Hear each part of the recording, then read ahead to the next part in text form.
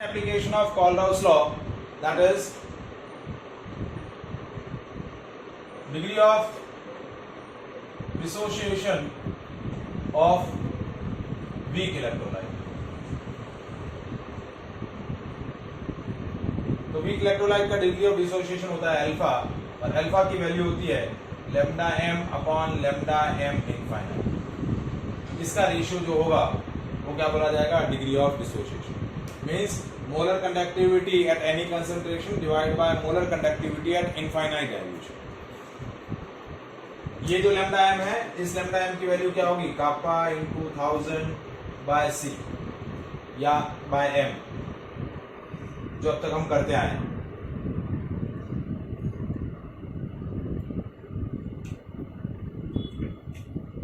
ठीक है। Third application जो है वो है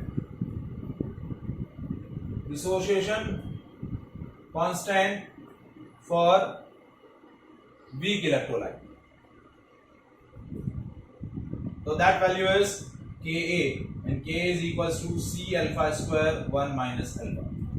क्या होगा? C alpha square 1 minus alpha.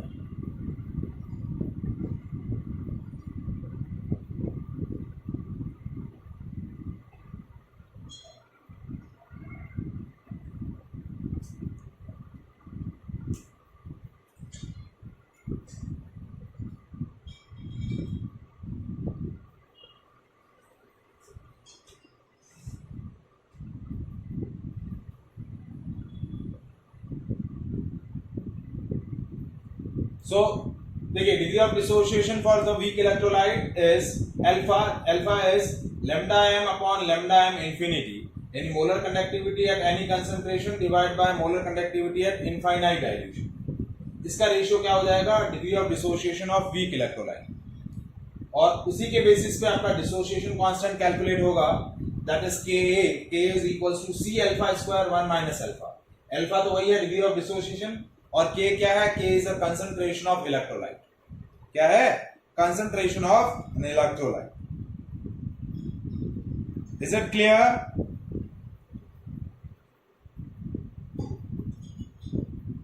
Any doubt?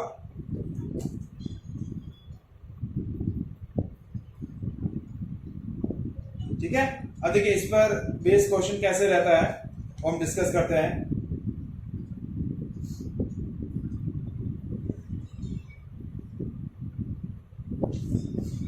Question देखिए, that question the molar conductivity of weak electrolyte of 0.1 molar ammonium hydroxide solution is 3.6 ohm inverse centimetre square mole inverse, and its molar conductivity at infinite dilution is 271.1 ohm inverse centimeter square mole inverse.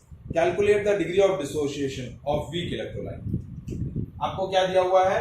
Lambda m और lambda m not या lambda M infinity, ये दोनों values दे रखी है। तो lambda m for ammonium hydroxide ये value दे रखी है आपको, कितनी दे रखी है? 3.6 ohm inverse centimetre square mole inverse, और lambda M infinite of ammonium hydroxide ये वैल्यू आपको दे रखी है 271.1 ohm inverse centimetre square mole inverse. आपको अल्फा की वैल्यू पूछी है, तो अल्फा की वैल्यू ये formula lambda M divide by lambda M infinity, यानी 3.6 डिवाइड बाय 271.1। इसको सॉल्व करेंगे, you will get a value of alpha. तो अल्फा की वैल्यू आएगी 0.0133। So that will be the degree of dissociation of weak electrolyte. ठीक है। और यदि आपको डिसोसिएशन कांस्टेंट की वैल्यू कैलकुलेट करनी है, तो क्वेश्चन में आपको दिया हुआ है कि जो वीक इलेक्ट्रोलाइट है अमोनियम हाइड्रोक्साइड, उसकी कंसंट्रेशन आपको दे रखी है 0.1 मोलर। तो Ka की वैल्यू क्या आ जाएगी? Ka is equal to C alpha square 1 minus alpha. तो C की वैल्यू है 0.1 into 0.133 divide by 1 minus 0.013। as you solve this value, you'll get a value of Ka. That is the dissociation constant for ammonium hydroxide. Is that clear?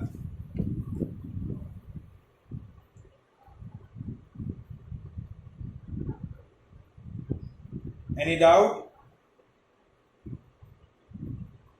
So these are the three applications of Kohlrausch law. इसमें कोई doubt हो तो बताइए.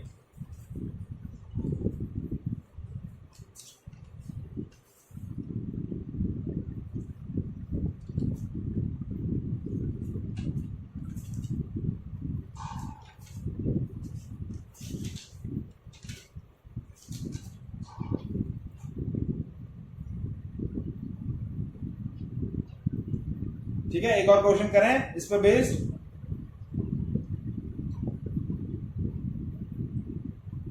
Hello,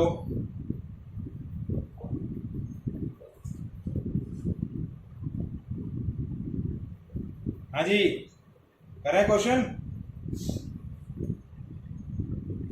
चलिए देखिए, question है the specific conductance of 10⁻⁻² molar acetic acid solution is 1.65 into 10⁻⁴ Om inverse centimetre inverse.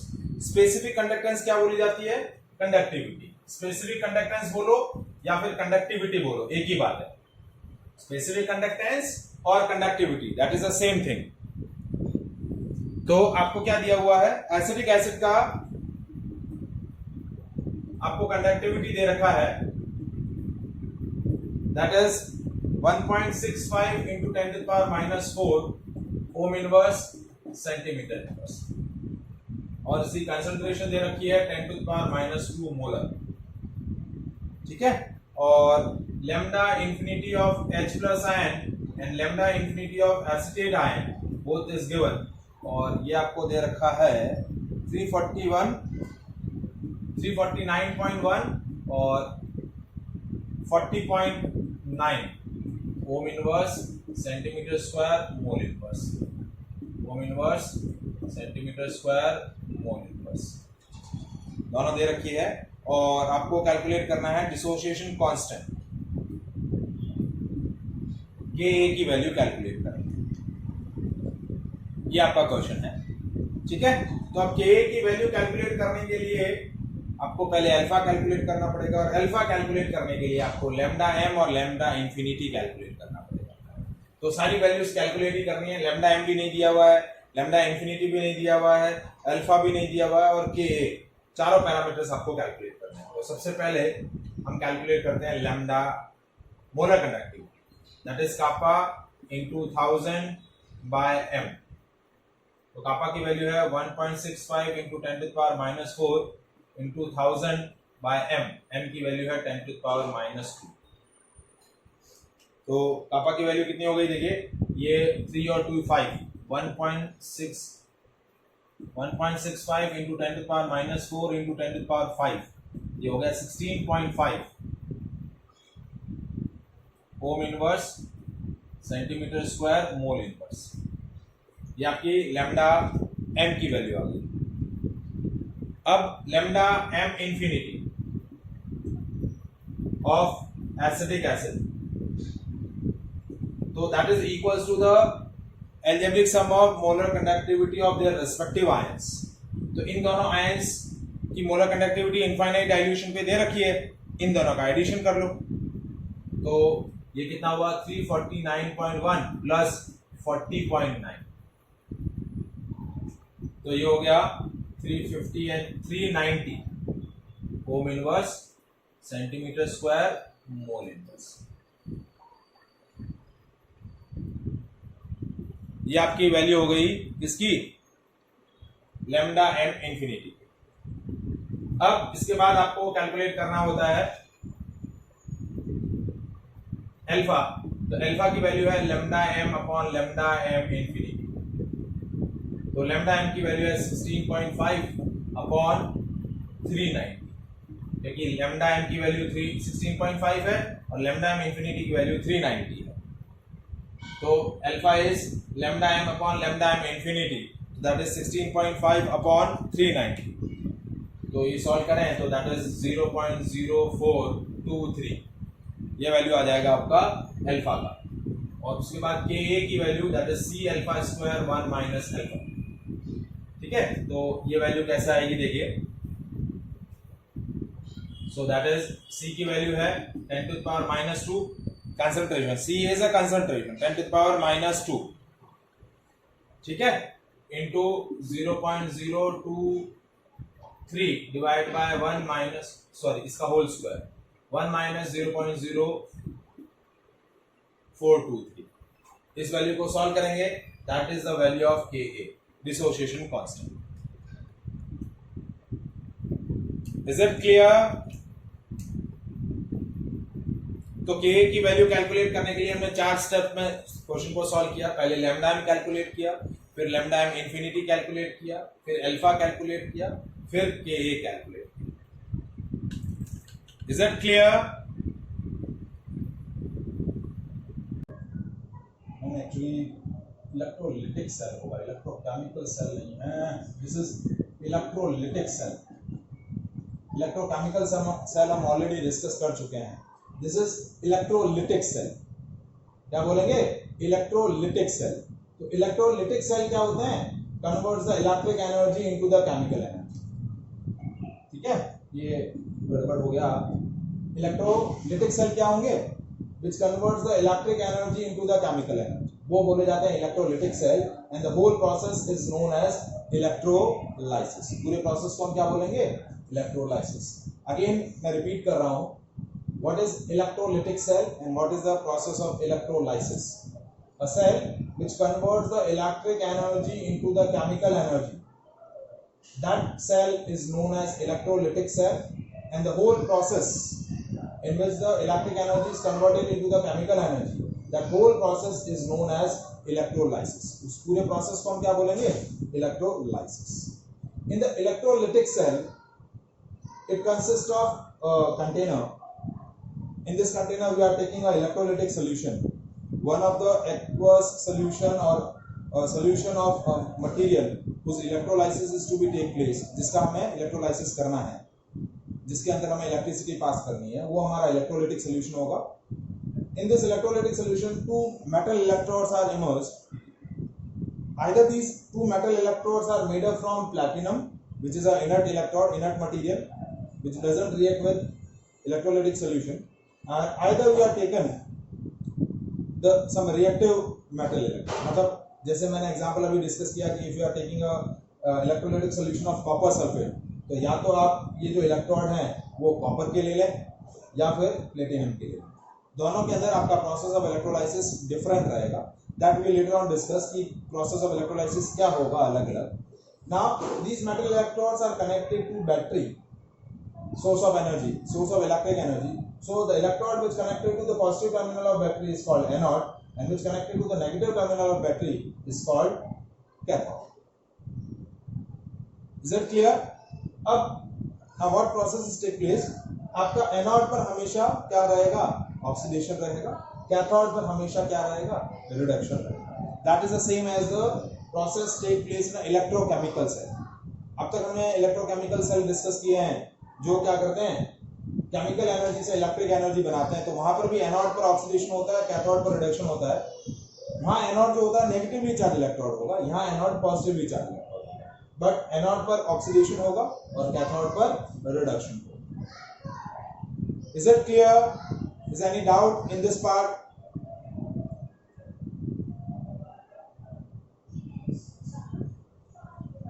Now the process of electrolysis is quantitatively studied by Faraday। ठीक है, मतलब बेसिकली क्या हो रहा है कि इस प्रोसेस के अंदर इलेक्ट्रिक एनर्जी केमिकल एनर्जी में कन्वर्ट होगी। As you supply the electricity, as you supply the electric charge, it will produce the chemical substance. So Faraday was the scientist which discussed which basically study this process of electrolysis quantitatively। मतलब quantitatively का मतलब क्या हुआ कि suppose if we supply the sufficient quantitative or limited amount of electric energy or calculated amount of electric energy, तो how much chemical substance is formed, this is called quantitative study कि suppose आपने specific amount of electricity पास किया, तो उस specific amount of electricity के passing से कितना chemical substance form हुआ, how much chemical substance is form when you supply a specific amount of electricity. So that study is done by Faraday and proposed two laws which is known as Faraday's laws of electrolysis. इन दोनों laws को हम क्या बोलते हैं? Faraday laws of electrolysis. So today we'll discuss these two laws discovered by Faraday known as Faraday's laws of electrolysis. Is it any doubt? बंधन कोई doubt?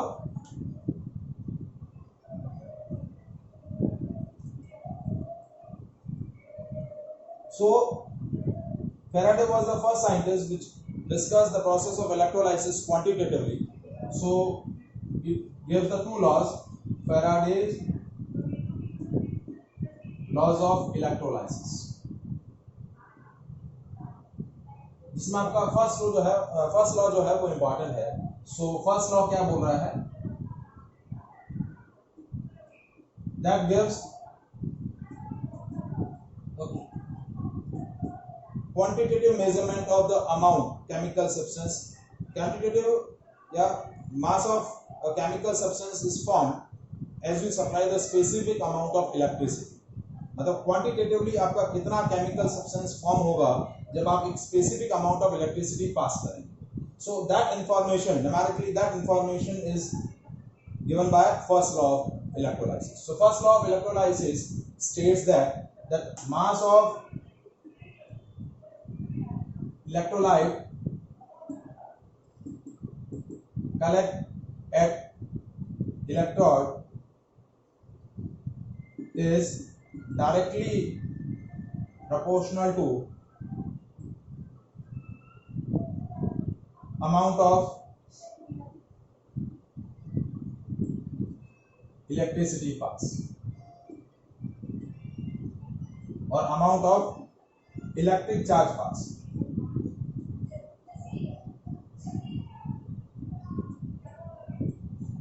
Means if I suppose that the mass of electrolyte collect at the electrode is m, so m is directly proportional to q. Q is the amount of electric charge supply through the battery. So m is directly proportional to q. Q is equals to what? I into t. Charge क्या होता है? Electric current into time. लिख सकते हैं ये. As we remove the proportionality sign, we add a constant that is known as Z. और Z को हम क्या बोलते हैं? Electro chemical. Z क्या बोला जाता है? Electrochemical equivalent. क्या बोलते हैं इसको? Electrochemical equivalent. Is that clear? So what is the first law of electrolysis? The mass of electrolyte collect at the electrode is directly proportional to the amount of electricity passed through the electric circuit. So m is directly proportional to q. M is equals to ZIT. Z क्या है आपका? Electrochemical equivalent. और Z की value क्या होती है? Z is equals to equivalent mass divided by 96500. और ये 96500 क्या है? That is equals to 1 Faraday. 96500 क्या है? That is a 1 Faraday. 1 Faraday is what? The amount of charge contained by 1 mole electron. मैं 1 Faraday की वैल्यू अब यहाँ डिस्कस कर रहा हूँ. अब तक हम पहले भी इसको यूज कर चुके हैं नर्स इक्वेशन में. तो 1 Faraday क्या होता है? That is amount of electric charge contained by 1 mole electron. अब देखिए 1 मोल मतलब 6.022 into 10 to the power 23 और 1 मोल 1 इलेक्ट्रॉन का चार्ज होता है 1.6 into 10 to the power -9. तो इन दोनों को आप मल्टीप्लाई करेंगे. So this value comes equals to 96500 approximate इतना रहता है. 96,400 और कुछ 83 84 आता है, तो हम उसको सिंप्लीफाई करके सिंप्लीफिकेशन में हम क्या लेते हैं 96,500 coulomb. That is the amount of charge contained by 1 mole electron. Is it clear? ठीक है, अब इसके अंदर एक पॉइंट हमें यहां डिस्कस करना है, how to calculate the number of faraday, क्योंकि यहां हमें ये चीज यूज आएगी, how to calculate the number of faraday. देखिए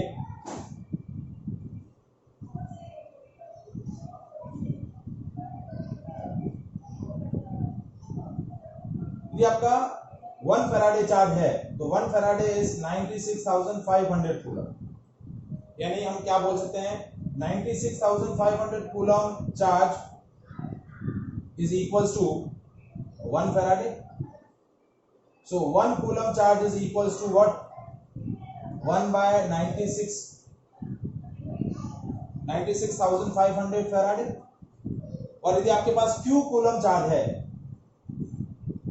if you have q coulomb charge, यदि आपके पास 96,500 कूलम चार्ज है, तो आपका नंबर ऑफ फैराडे कितने हुए 1। यदि आपके पास 1 कूलम चार्ज है, तो आपके पास नंबर ऑफ फैराडे कितने हुए 1/96,500 फैराडे। और यदि आपके पास q कूलम चार्ज है, तो नंबर ऑफ फैराडे कितने हुए q/96,500 फैराडे। सो यदि आपके पास अमाउंट ऑफ चार्ज पता होगा, so you can calculate the number of Faraday. तो नंबर ऑफ फैराडे कैलकुलेट करने का जो तरीका हुआ, नंबर ऑफ फैराडे क्या हुआ, number of Faraday is equals to q/96,500, या फिर it is equals to I into T divided by 96,500, क्योंकि q क्या होता है amount of current into the time, और ये जो करंट होगा वो एम्पियर में रहेगा, और टाइम जो है दैट इज इन सेकंड, क्योंकि एम्पियर इनटू सेकंड ही क्या होता है कूलम होता है। तो टाइम की ऐसा यूनिट यहाँ सेकंड लेनी रहेगी। If the time is given in a minute or in hours, so first we'll convert them into the second. So that is a way to calculate the number of Faraday. Is it clear? Any doubt?